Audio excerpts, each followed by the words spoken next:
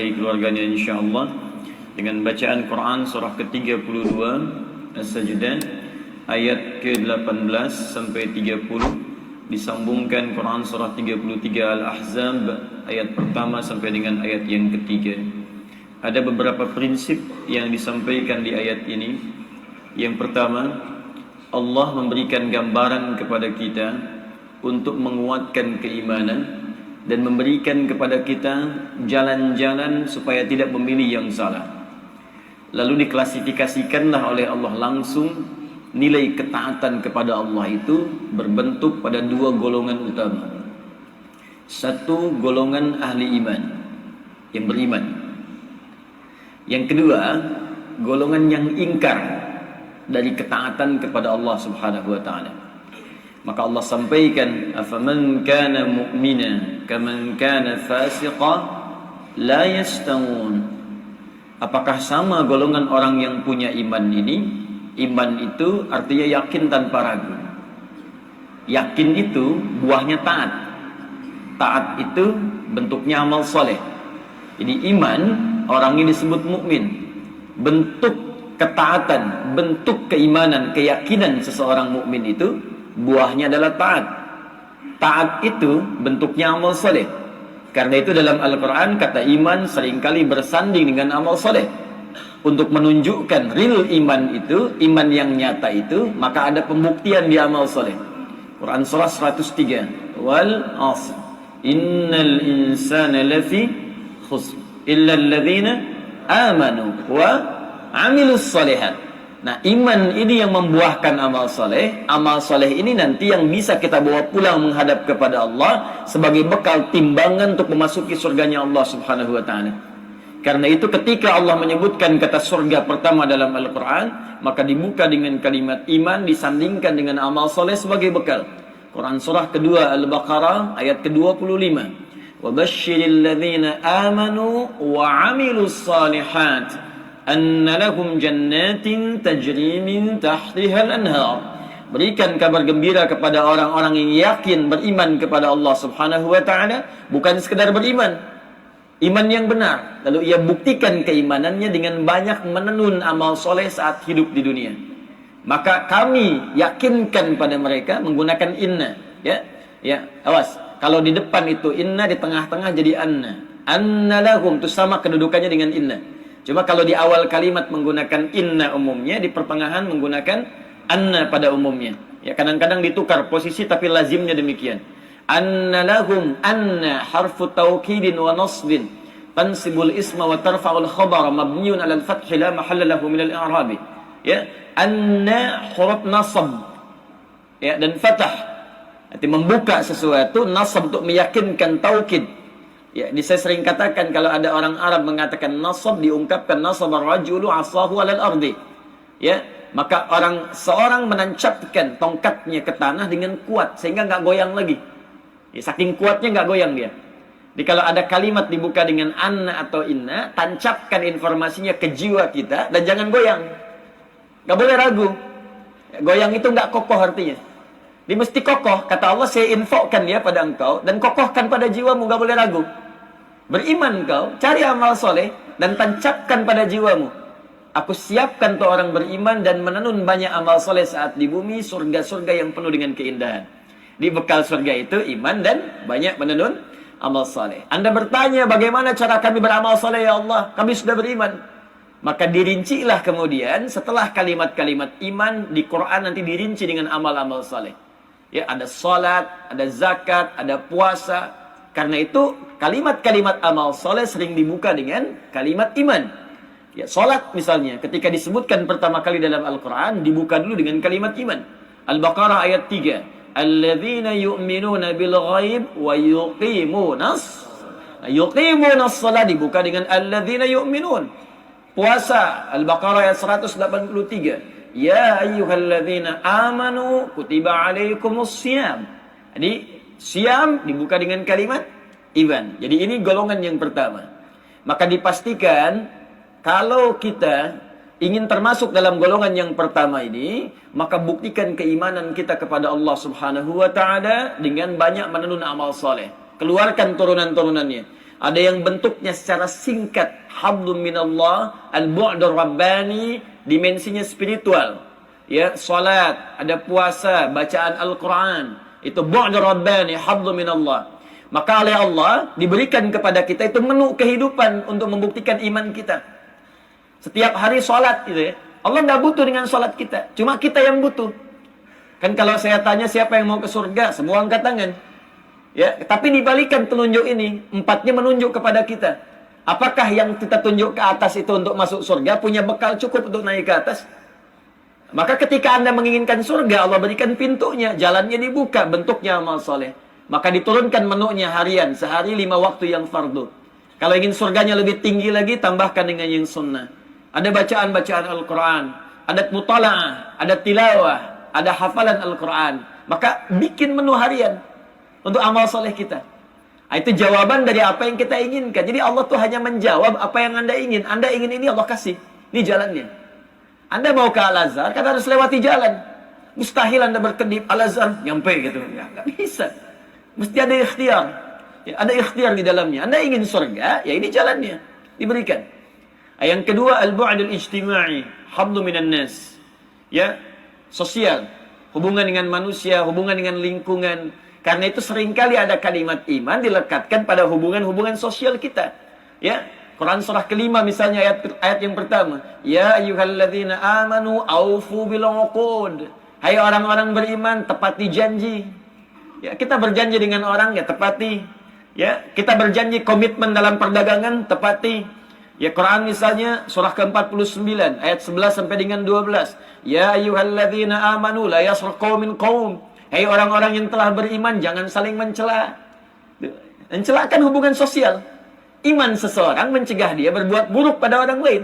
Ya ayyuhalladzina amanu la yaghtab ba'dukum ba'dha. Hai orang-orang beriman, jangan saling gosip. Ya, iman seseorang mencegah dia membicarakan keburukan orang lain. Iman. Puncaknya nanti semua anggota tubuh kita dibuka dengan iman. Wa qul lil mu'minina yaghuddu min absarihim. Katakan pada pria-pria beriman, pandangannya pasti memandang yang baik. Iman seseorang mengarahkan mata memandang yang baik. Ketika yang dipandang tak baik, ghaddul basar yaghuddu min absarihim. Ya. Ya ayyuhalladzina amanu kulu min thayyibati ma razaqnakum. Hai orang-orang beriman, kalau cari nafkah maka cari yang baik-baik. Di langkah kaki orang beriman akan dibimbing oleh Allah, nggak mungkin melangkah pada tempat yang haram. Nah, subuh ini diingatkan kita. Sampai dengan subuh ini kita hidup 30 tahunkah, 40 tahunkah, 50 tahunkah, di bawah itukah, di atas itukah? Coba cek sudah puluhan tahun kita beriman, berapa dari energi iman kita yang bisa membimbing tubuh kita beramal soleh. Nah, jangan-jangan sampai subuh ini belum seimbang. Cita-citanya surga yang paling tinggi, tapi amalannya belum maksimal. Salatnya belum maksimal, bacaan Qur'annya bahkan untuk membaca pun masih belum fasih. Anak kecil 4 tahun sudah menghafal, Anda diberi 40 tahun, baca saja sudah belum lancar. Terus Anda berharap surga. Anda mau sampai berapa tahun lagi diberikan demikian? Mau berapa puluh tahun lagi diberikan kesempatan untuk mendekat kepada Allah? Rumah sudah dekat dengan masjid, belum mau ke masjid juga. Sudah dikasih banjir, ngungsi ke masjid, masih nggak sholat juga. Ya perlu bagaimana lagi? Nah, itu kadang-kadang selalu ada kehidupan di sekitaran kita. Kalau diteruskan ayatnya ketemu. Ya, walanudhiqannahum minal adzabil adna dunal adzabil akbar la'allahum yarji'un. Kadang-kadang kami kirimkan pengingat. Ya, jadi kalau musibah itu sifatnya 3 nanti. Untuk orang soleh itu tanda cinta. Ya, orang soleh itu kalau Allah cintai, kadang-kadang diberikan musibah. Ya, innallaha idza habba 'abdan ibtala. Hadisnya sahih. Sungguh Allah itu kalau cinta pada seorang hamba dikasih ujian. Karena dengan ujian itu ada kesabaran. Dan rumus sabar adalah jalan paling cepat mendekat kepada Allah. Innallaha ma'as sabirin. Al-Baqarah 153. Ya ayyuhalladzina amanu ista'inu bisabri wassalah. Ya. Innallaha ma'as sabirin. Ya, sungguh Allah sangat dekat dengan orang-orang sabar. Dan sabar itu kalimat pembuka bagi orang yang pertama masuk surga. Ya, Quran surah ke-13 ayat 23 sampai 24. Jannatu 'adnin yadkhulunaha wa man salaha min abaihim wa azwajihim wa dhurriyyatihim wal malaikatu yadkhuluna 'alaihim min kulli babin salamun 'alaikum bima sabartum fa ni'ma 'uqbad dar. Dan orang-orang yang sudah akan masuk surga, Ada yang bahkan menggandeng bapaknya, ibunya, suaminya, istrinya, keluarga besarnya ikut di belakang. Karena amalan soleh dia, dengan izin Allah memberi syafaat kepada keluarga besarnya. Ya, kebanyakan ahli Quran. Begitu masuk, disambut oleh para malaikat di setiap pintu surga. Jadi begitu akan masuk, malaikat berjejer di setiap pintu surga. Semoga kita bagian dari orang-orang itu insya Allah. Ya. Kata malaikat, salamun alaikum bima sabartum. Selamat. Itu setiap lewat pintu surga dikatakan selamat bisa lewat sini, selamat bisa lewat sini. Puncaknya ke surga yang paling tinggi. Bima sabartum, karena Anda sabar saat berada di dunia. Jadi musibah bersanding dengan ujian, ujian temannya sabar. Quran surah kedua ayat 155 sampai 156. Ya, wala nabluwannakum bisyai. Setiap orang hidup kami akan uji dengan berbagai macam ujian. Minal khawf wal ju' wa naqsi minal amwal wal anfus wath thamarat wa basyiris sabirin.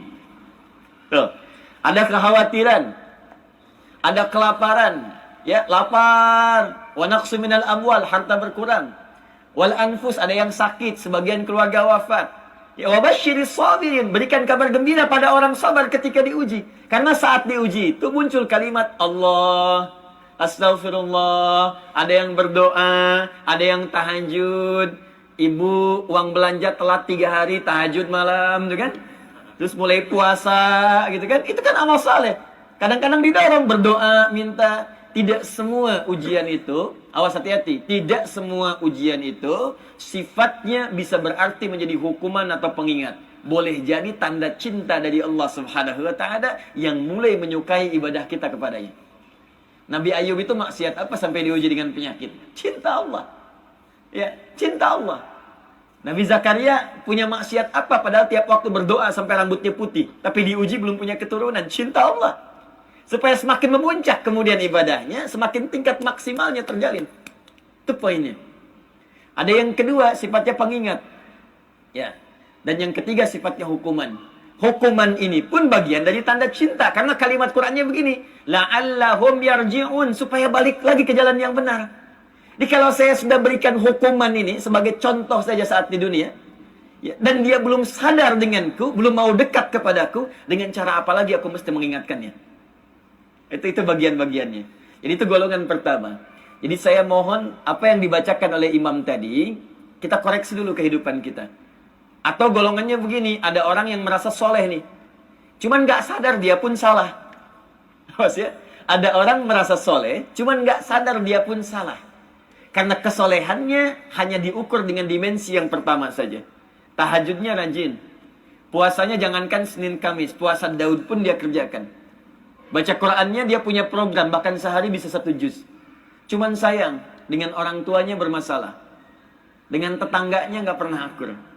Dengan teman-temannya repot. Bahkan sesama muslim pun jadi bahan celaan. Jadi kalau ketemu sudah jadi objek. Itu pun koreksi. Karena ini belum jadi tanda iman yang sempurna. Awas hati-hati. Ngajinya rajin, salatnya rajin, tapi rajin juga saling mencela. Rajin saling menjatuhkan. Rajin saling memfitnah. Bahkan sesama pengajian pun saling menjelek-jelekan. Coba dicek imannya ada di mana. Karena nanti Nabi menyebutkan dalam hadis sahih, riwayat sahabat Abu Hurairah, bahkan tersebut di hadis Muslim, ada golongan orang bangkrut, muflis dalam bahasa hadisnya. Atadruna al-muflis, tahukah kalian orang yang bangkrut, kata Nabi. Yaqulna ya Rasulullah, al-muflisu fina ma la dirham lahu wa la mata'. Ya Rasulullah, menurut kami orang bangkrut itu yang sudah tidak punya uang spesial pun, gak ada aset sedikit pun. Ya, secara ekonomi benar. Tapi ekonomi dunia, akhirat gak berlaku. Ya, kata Allah melalui lisan Nabi, al-muflisu min ummati. Tolong catat kalimat ini dengan baik-baik. Min ummati. Orang bangkrut yang mengaku dari kalangan umatku itu. Nabi tidak mengatakan umatnya Musa, tidak mengatakan umatnya Isa alaihi wassalam. Min ummati. Jadi ada orang yang mengaku umatnya Nabi Muhammad sallallahu alaihi wasallam dan dia kemudian disebut bangkrut oleh Nabi. Waliyadzubillah. Semoga bukan kita. Ya. Ya'ti yaumal qiyamati bi salatin. Datang di hari kiamat dengan pahala salat yang banyak pernah dikerjakan saat di dunia. Banyak rajin salatnya, tahajud, rajin. Duha kerjakan.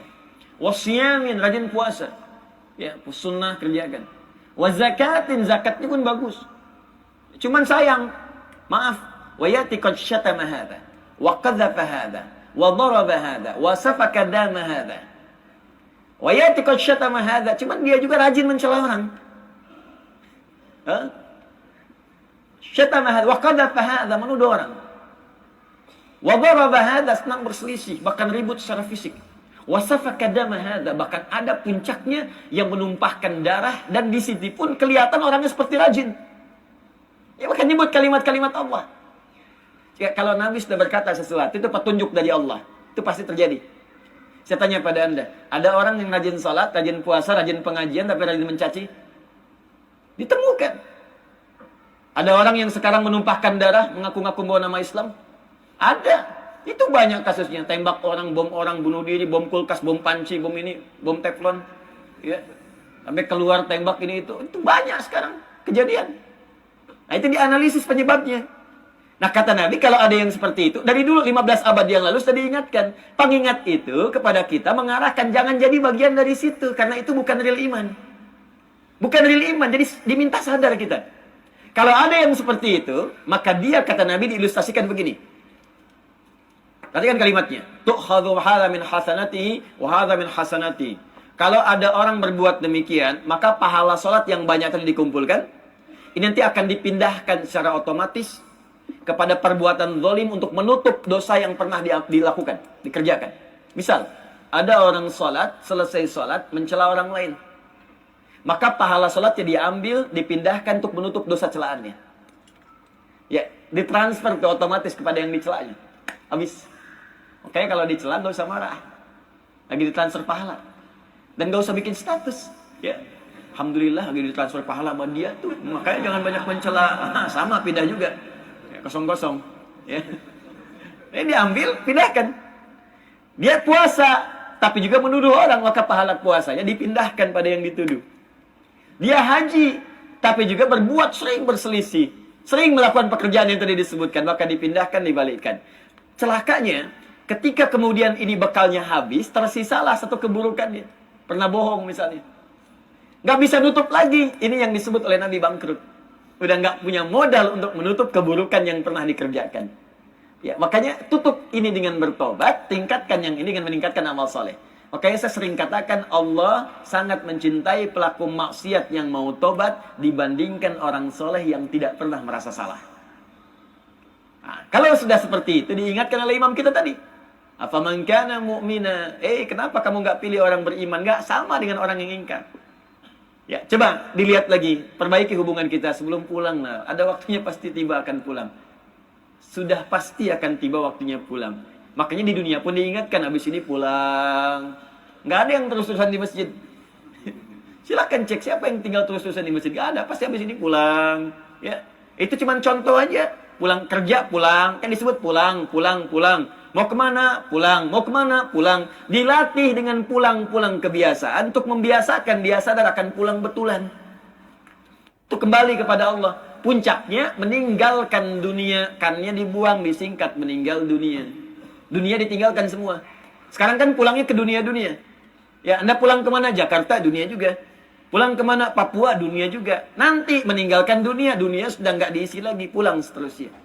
Maka apa yang dibawa ke hadapan Allah Subhanahu wa taala? Cek sampai hari dia dengan orang tua, dengan pasangan hidup di rumah, dengan keluarga, anak-anak, dengan tetangga, kerabat, dan lepaskan semua beban itu sehingga ketika rohnya pulang dalam keadaan yang enak, tenang, saking tenangnya karena nggak merasa punya beban. Dia Anda jangankan pulang ke rahmatullah, pulang ke rumah aja kalau ada beban nggak enak pulang. Anda di pekerjaan tuh nggak ada yang dibawa ke rumah nggak enak pulang kan? Anda mau mudik nih. Nggak ada bekal, nggak enak pulang. Anda orang Jawa, tinggal di Bekasi, tapi nggak ada bekal, nggak enak pulang. Tinggal, kenapa Pak? Nggak ada bekal. Tapi kalau bekal Anda ada, enak tuh. Pakai motor bebek, bekal singa di belakang. Pakai dus, pelepah pisang, makan macam, ditulisin. Santai aja pulang. Ya, kenapa? Ada bekal. Makanya bikin tenang jiwa kita ketika pulang perasaan enak, panggilannya pun tenang.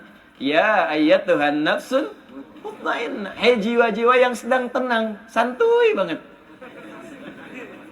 Tenang aja dia tuh, dicabut tinggal pulang. Irji'ila rabbiki radiyatan mardiyah. Cepat pulang kepadaku, engkau ridha dengan pemberianku, aku pun ridha dengan semua amalmu. Selesai. Lawannya apa? Fasik. Afaman kana mu'minan kaman kana fasiqa la yastawun. Jadi kalau tidak masuk dua kategori tadi dengan konteks iman, maka kemungkinan fasik.